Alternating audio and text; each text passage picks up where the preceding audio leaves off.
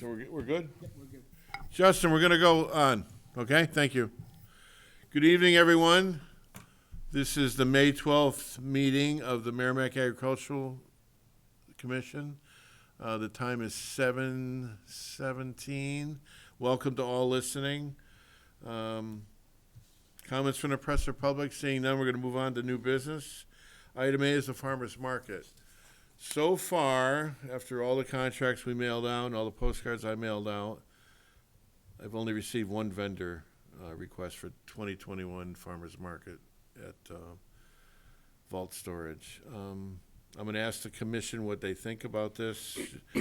I'm going to recommend to the commission that we not have a farmer's market this year due to lack of vendor participation. It's understandable we wouldn't want to be there just for one vendor, and nor would anybody want to stop for just one vendor. We've been trying, we've been working it for 14 years. We did the best we could. Maybe it's time to give it a rest for a while and let the other markets, the other farmers markets in every other town in New Hampshire take over, pick up our slack, and move on. And like I said, we did the very best we could. And I'll leave it to the commissioners now. How do you guys feel about this? Give me some input. I would concur with that. Paul? I mean, you only have one vendor, and, you know, it's been a struggle the past couple of years. Agreed. I would be okay with, putting in the mothballs for now. I agree. With the current You state agree, of Beth? affairs, I Oh, agree. definitely. Ronnie? I agree with the current state of affairs, I do. So I think we should create a vote to suspend farmers market for 2021, summer farmers market. I move that we suspend the Merrimack Summer Farmers Market for the 2021 season. Is there a second? I'll second that. All in favor? Aye. Aye. 4-0, thank you. If there's any question for the public, they can certainly talk to me on the phone or by email.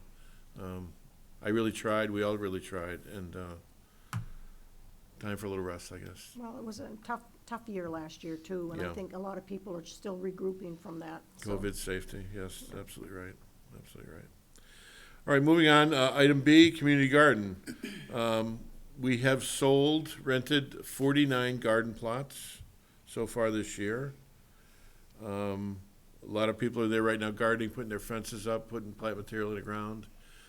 I turned the water on a week or 2 weeks ago. All the faucets are working. The garden looks good, ready to go, and people know that. I was there today, in fact. I enlarged a couple of garden maps, 11 by 14, and had them laminated at Staples with the gardeners' names on it per specific garden plot number. And I posted it on the whiteboard for everyone to see, so there's no confusion this year as to what plot numbers all the new gardeners have. So please take a look at the map if there's a question. You've all been emailed, you've all been notified. Your names are on your specific garden plots, I guarantee it. Any question or confusion, please call me, don't be afraid, for the map. I did post a contract to remind everybody of the rules and regulations of the community garden in Merrimack. By next week, I will have the UNH extension bulletins that were sent to us by Goffstown UNH Extension in plastic binders, posted and thumbtacked to the wall next to the whiteboard, so people can be aware of what's coming down this summer. I also spent about an hour picking the weeds out of the apple tree, the wood chip ring of the apple tree. Grass was growing and so on and so forth. The apple tree looks great. It's in flower right now. The leaves are coming out. I guess I'm looking for a volunteer, one of us that might want to bring 2 wheelbarrows of wood chips over there and redo the ring of the apple tree. Yeah, what do we need?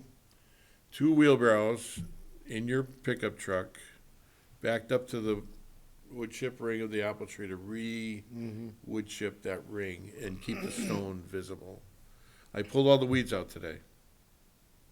So, Yeah, we can catch up at the end of the week and probably do it. okay. Thank you, Paul. But the tree looks good. It's ready. It's coming out, leafing out, and in memory of Pete and Nancy Gagnon. We have garden plots still available. Anybody out there listening needs a garden plot for the summer? There is water on site, 5-gallon pails on site to water your produce. Don't be afraid to touch base with us, or Gmail account, either way. Questions, community garden? Item C, we're gonna talk about scholarships. We started this last month. We're gonna have further discussions about the scholarship, including, we want to, Paul made the motion to approve $25.50 total dollars, $1,000 going to the 4-H educational fund, $1,000 going earmarked for the sheep, goat, and educational weekend science projects for 4-H, given to Jolie. And out of that $25.50, we would like to dedicate $550 to the Blue Seal gift card program we've been doing for years and years at the 4-H fair in New Boston this September, which actually gives the 11 first place winners by division a $50 gift card for their animal, for their feed, for their whatever the gear they may need for what they did at the fair. We've been doing this for years. We want to continue that. $25.50 total to date. We will pass the information on to Jolie Chase, UNH Extension, Goffstown. So we'd like to also talk to other people over the next few weeks who are worthy of scholarship money. Ideally, our college student. We're going to reach out to her for next semester. And we're going to also create a plaque in memory of Eber and Trudy Courier, as they were one of the founding couples for the Merrimack Agriculture Commission. Very important. They go back 14 or 15 years. They've passed now, and we'd like to leave them in memory. Ronnie's going to work on a plaque highlighting their efforts, their dedication, and we'll have more information about that next month at our next meeting. Questions? Well, kind of, because we've already appropriated that over here, but we're just increasing it here, okay. Well, all set. Paul, good? So we have to make a motion, obviously, to approve those two checks, correct? Correct. All right, want me to start off here? All right. I move that we allocate $2,000 to Jolie Chase at UNH Cooperative Extension for the two programs, $1,000 for the sheep and goat clinic and at the New Boston Fairgrounds, and the $1,000 for the educational fund for the 4-H kids. Is there a second? That'd be the next one. That's a separate. All in favor? Aye. Aye. $2,000, thank you. Ronnie, do it again. Yep. I'd like to make a motion to allocate $550 to Blue Seal Feeds in Milford, New Hampshire, to help for awards for the 11 first place awards for the 2021 Hillsborough County Fair. Second, all in favor? Aye. 4-0, thank you. Thank you for summing that up, Ron. Okay. Our master gardener had a prior appointment abruptly. I apologize. He was intending to come tonight and continue on garden planting. We'll see him next month. Item E is horse sense. Okay. It is bug season.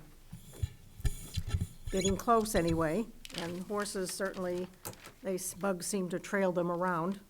So flies and insect defense. Flies and biting insects can ruin your horse's day. Besides being annoying, their bites also spread to parasites and diseases.